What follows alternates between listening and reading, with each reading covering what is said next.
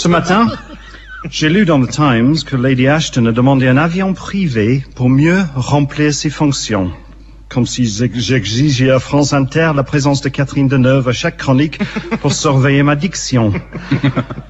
Lady Ashton a un look typiquement british, qui chiffonne les Français. Les dents de cheval, une bouche de cheval, un visage de cheval, une culotte de cheval.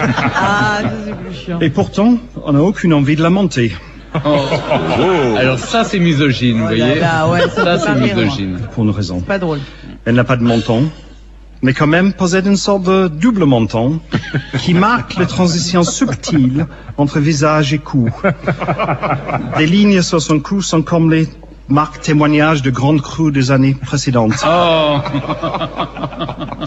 C'est dans l'impression que quand on bouge les meubles, il y a des traces sur le tapis. Elle donne l'impression d'un personnage de bande dessinée qui essaye sans succès de sortir sa tête d'un tuyau trop étroite. Donc ça, c'est une illustration sonore de sa physique. L'expression de son visage est celle de Javotte, la vilaine demi-sœur de Cendrillon, qui vient de se rendre compte que le pantoufle de verre n'est pas à sa taille. La déception passant très vite à l'outrance.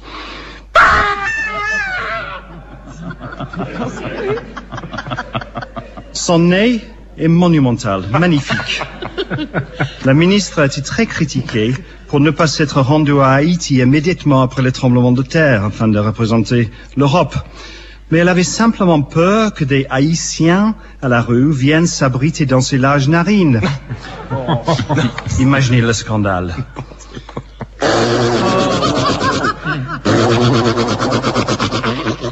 J'espère qu'il n'y a pas la grippe, hein, il en envoie partout. Donc c'était une impression du haut représentant aux affaires étrangères de l'Union européenne en train de se moucher. Elle vient de tuer toute une famille de Haïtiens sans abri, logés dans ses orifices nasales. Ah non. Oh non. Il y en a un là, toujours vivant. C'est le mouchoir. Mais ne vous inquiétez pas, chers auditeurs, je le mets dans une enveloppe et je l'envoie à Port-au-Prince avec un petit casse-croûte. Il a mis une crotte de nez dans l'enveloppe, faut le dire aux éditeurs voilà. quand même. Mais vous êtes immonde quand même. Lady Ashton est coiffée comme la chanteuse de rock des années 70, Suzi Quatro, à la différence que ses cheveux ont été broutés plutôt que coupés. Quand elle va chez l'esthéticienne, on lui donne un devis. C'est une ex à toi ou quoi? Avec paiement d'un tiers de la somme totale au commencement des travaux. Je pense que c'était Jerry Hall qui avait dit qu'en vieillissant, une femme doit un moment choisir entre ses fesses ou son visage.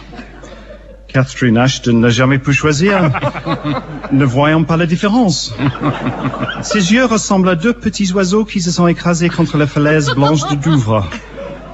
Ses yeux pendouillent comme deux escalopes de dinde, suspendus à la verticale au-dessus de ses mâchoires. Quand elle sourit, on a l'impression d'avoir la vue sur un cimetière de guerre, mal entretenu. Teint pâle, cadavrique. De Bruxelles, elle rentre en Angleterre à la moindre opportunité parce qu'elle trouve le climat belge trop méridional. Après 20 heures, Madame Ashton est injoignable. Elle rentre dans sa phase sommeil réparateur. Et malgré tout ça, je la trouve plutôt touchante.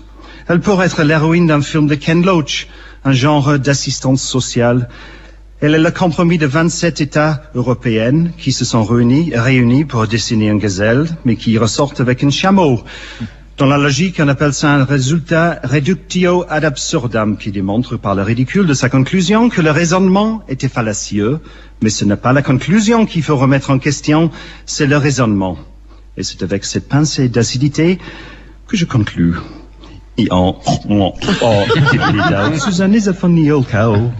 C'était David Lowe.